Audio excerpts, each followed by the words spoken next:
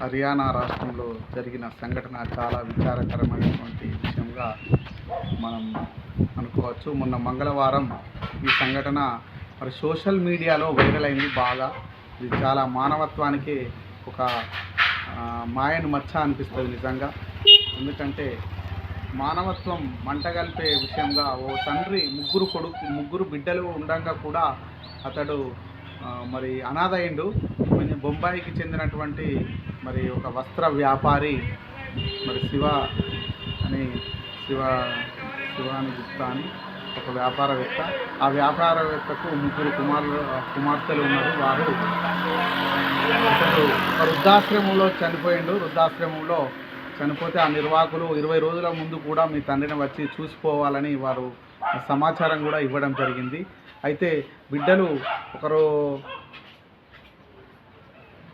మరి 5,100 రూపాయలు కూడా వారికి పంపించడం జరిగింది దాన సంస్కారాలకు. చనిపోయిన తర్వాత అతడు 20 రోజుల తర్వాత అనారోగ్యమై మరి చనిపోవడం జరిగింది. కనీసం అంత్యక్రియలకైనా రండి అని ముగ్గురి కుమార్తెలకు మరి సమాచారం ఇవ్వడం జరిగింది.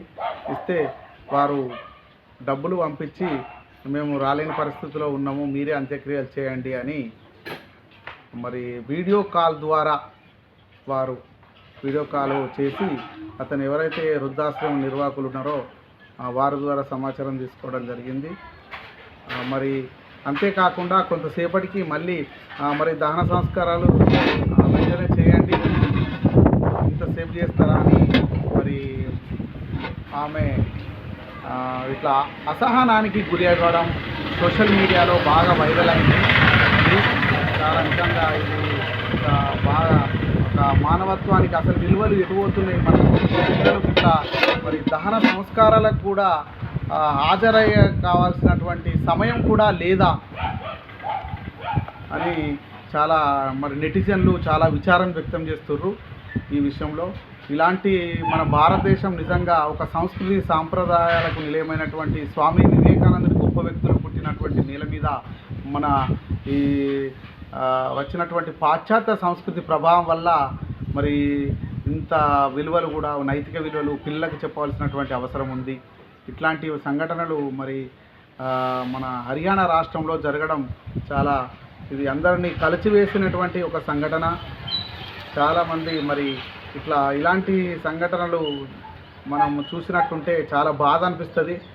ఆమె బిడ్డలు ఉండి కూడా మరి తండ్రి అనాథరైండు. కనీసం అంత్యక్రియలు కూడా వాళ్ళు రాలేకపోయారు. వేరే వాళ్ళు మరి అంత్యక్రియలు చేయవలసినటువంటి పరిస్థితి వచ్చింది. ఇంత సమయం లేకుండా సోషల్ మీడియాలో వీడియో కాల్ ద్వారానే వారు అంత్యక్రియలను చూడడం అనేది మరి నెటిజన్లు బాగా విచారం వ్యక్తం చేస్తారు. ఈ సంఘటన పట్ల ఒక స్వచ్ఛంద సంస్థకు డబ్బులు ఇచ్చి అంత్యక్రియలు ఒక స్వచ్ఛంద సంస్థకు అప్పగించి 5,100 మరి గూగుల్ పే ఫోన్ ద్వారా పంపించి వాళ్ళ ద్వారా NGO స్వచ్ఛంద సేవా సంస్థల ద్వారా మరి తన తండ్రి అంత్యక్రియలు చేసి సోషల్ మీడియాలో మరి వీడియో కాల్లో ముగ్గురు కుమార్తెలు ఉండి అతడు అనాథగా అంత్యక్రియలు మరి ఎవరో తెలియని వారు ముఖం అంటే వృద్ధాశ్రమం యొక్క నిర్వాహకులు చేయవలసినటువంటి పరిస్థితి వచ్చింది.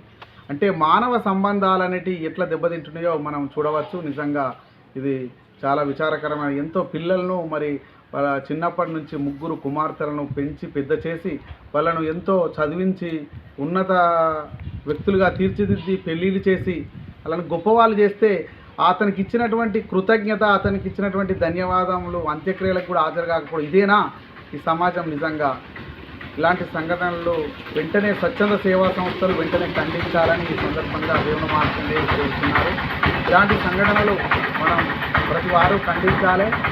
నిజంగా ఇలాంటి సంఘటనలు జరిగినప్పుడు వాళ్లకు పోలీస్ కేసు కానీ వాళ్ళ మీద ఆ పిల్లల మీద చట్టపరమైన చర్య తీసుకోవాలని దేవుని మార్కండేయులు కోరుతున్నారు.